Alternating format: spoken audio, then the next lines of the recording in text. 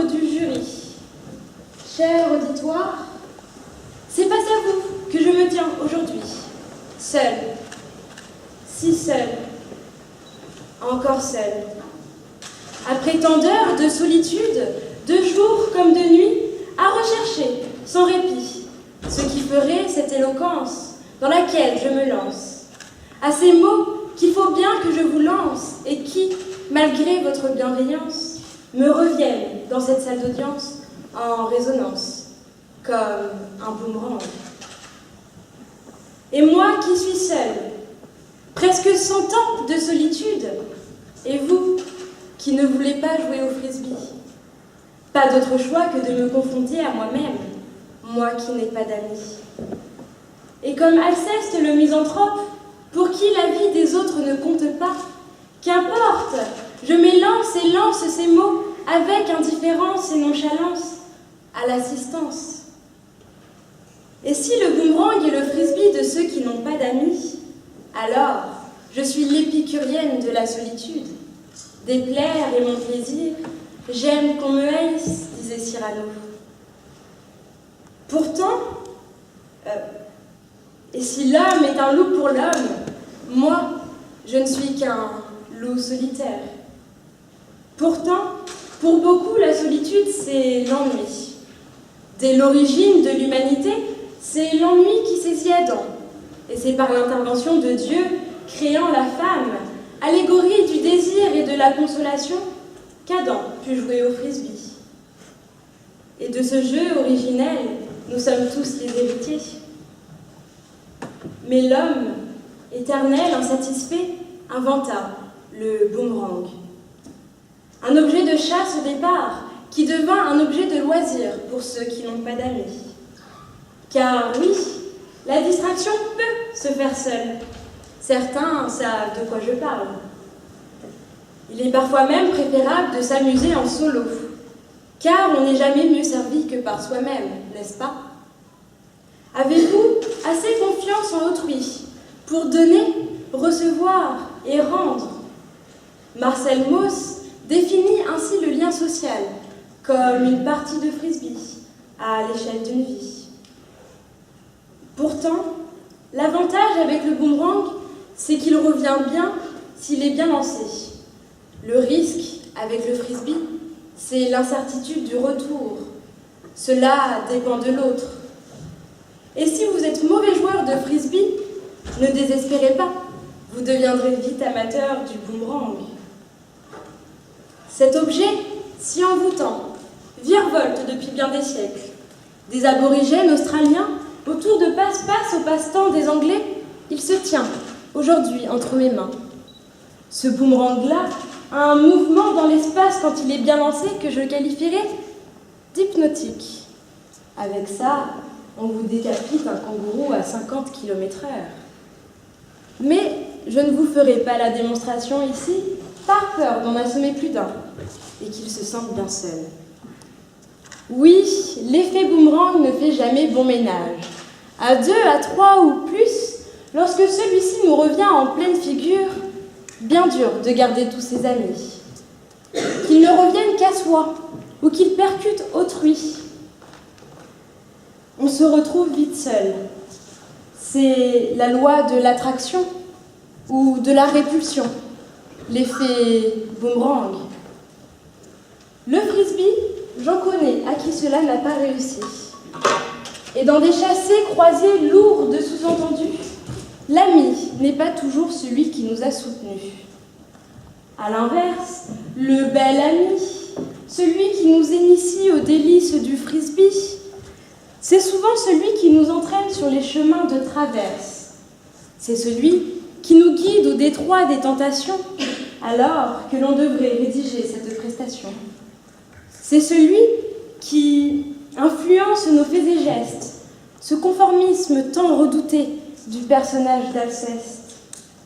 Hélas, l'ami est souvent celui pour qui le frisbee n'est plus un jeu et nous condamne tôt ou tard au boomerang.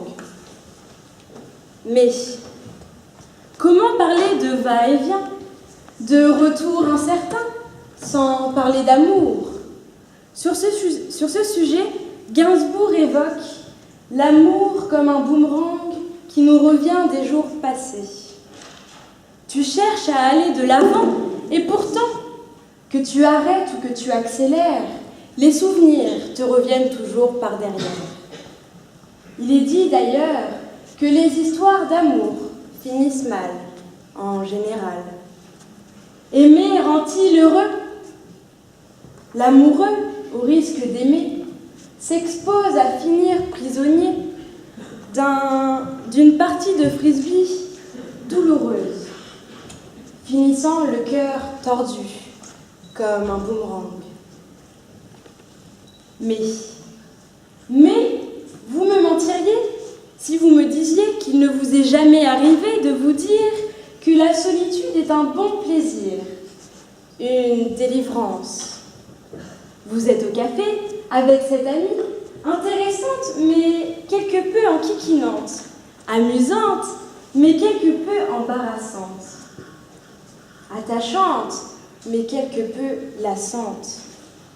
Vous l'écoutez parler, vous acquiescez de ce fameux « oui, tu as raison » et vous rentrez enfin chez vous, vous pensez « ouf, enfin seul ».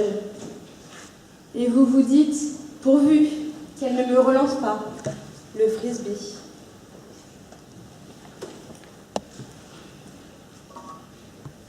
Et maintenant, tremblez. Véritable outil de chasse, le boomerang peut se révéler aussi redoutable que dangereux.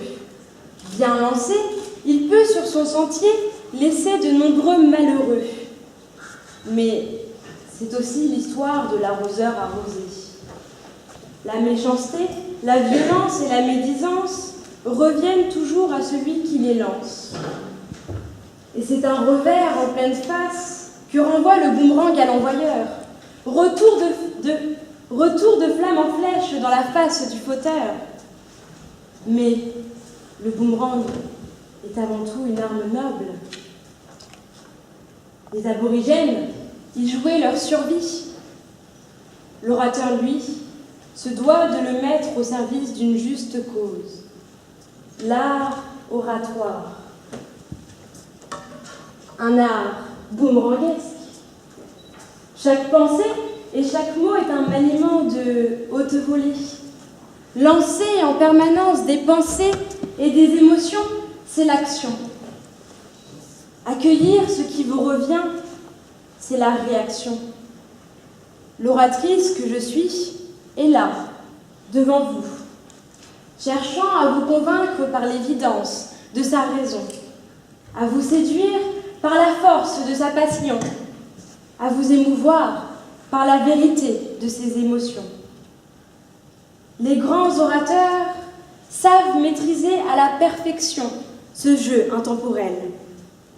Car plus d'une fois, l'éloquence a su changer le cours de l'histoire. De Simone Veil à Malala, de Gandhi à Kennedy, de Gaulle à Luther King. Ils ont su user du boomerang, autant comme un art que comme une arme, sans pouvoir toujours compter sur de nombreux amis. Et c'est entre les mains d'une seule personne, d'un seul discours, par la force de conviction d'une parole, qu'en écho en revient le changement de toute une nation. Entre boomerang et frisbee, il n'y a qu'un doigt, ou deux, je ne sais pas. Certains préfèrent jouer seuls, ne les jugez pas. Moi qui arrivais devant vous, armée d'un boomerang affûté, prête à en découdre, je me retrouve finalement dans ce concours passionnément embarqué, comme dans une partie de frisbee endiablé. J'ai pris goût à cet art de virevolter entre boomerang et frisbee, car au bout du compte, ici, je suis seule, mais entourée d'amis. Ainsi, le boomerang est bien le frisbee de ceux qui n'ont pas d'amis. Voilà donc ce que j'ai appris. De solitaire à solidaire, je troque le boomerang pour le frisbee.